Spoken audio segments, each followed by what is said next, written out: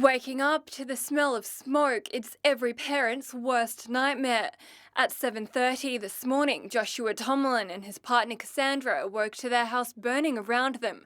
Thankfully, they were able to get their 3 children to safety. Joshua woke up and he could smell smoke and immediately grabbed the kids and just run out of the house. The baby room was engulfed with flames at that stage.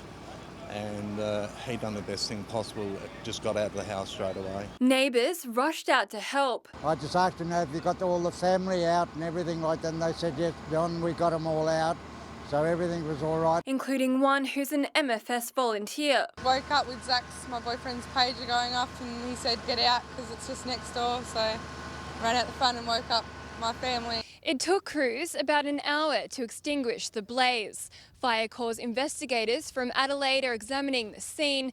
They say the fire is not suspicious and could have started in the roof. We'll be heading up there just to see if we can determine the point of origin. Although the main fire seemed to be in this front bedroom here, that looks like it was a secondary drop down afterwards. The damage bill is expected to come in at around $300,000. Lauren Rose, Southern Cross News. Gordon Marshall, the man who threatened to blow himself up outside of court earlier this year, today appeared inside court facing another 9 years in prison for his actions. The 48-year-old sparked a manhunt in July when he failed to return to a northern suburbs pre-release centre after being let out for the day to work. Marshall has a long criminal history. He was just 17 years old when he shot dead a police officer in 1985. After completing his term for murder, he committed a string of other offences that saw him repeatedly in and out of prison. Today, the court heard Marshall had 3 beers while he was out of the pre-release centre and panicked when he realised he'd be breath tested on his return. The next day, he made a bomb threat outside the city's main courthouse, demanding to speak to a judge or a lawyer in an attempt to surrender.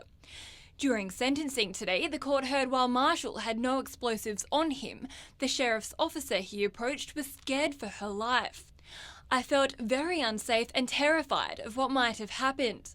I hope I never have to go through that feeling of terror again. I'm trying to move on. This isn't Marshall's first escape. He fled from the Youth Training Centre in 1986 and then again from the Cadell Training Centre in 1995. Judge Tracy gave Marshall a discounted sentence for pleading guilty, 14 months behind bars. He'll be eligible for parole in 9 months. Lauren Rose, 10 Eyewitness News.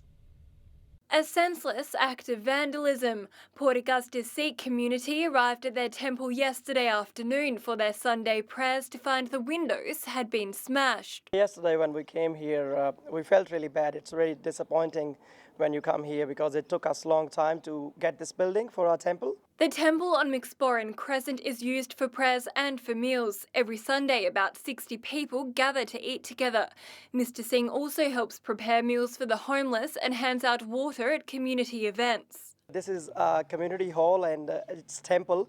It's not only for Sikh or Indian community, it's for everyone. Port Augusta police are investigating the damage and say a stolen security camera could lead them right to their culprits. We understand that the security camera is linked to CCTV, which is operational, so that's actually being looked at. So it may well be that any suspects that took this camera or smashed the windows might actually have recorded themselves. About $4,000 worth of damage was caused in the attack, which isn't believed to be racially motivated.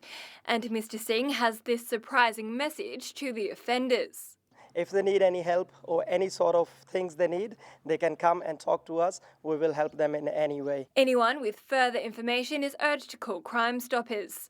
Lauren Rose, Southern Cross News.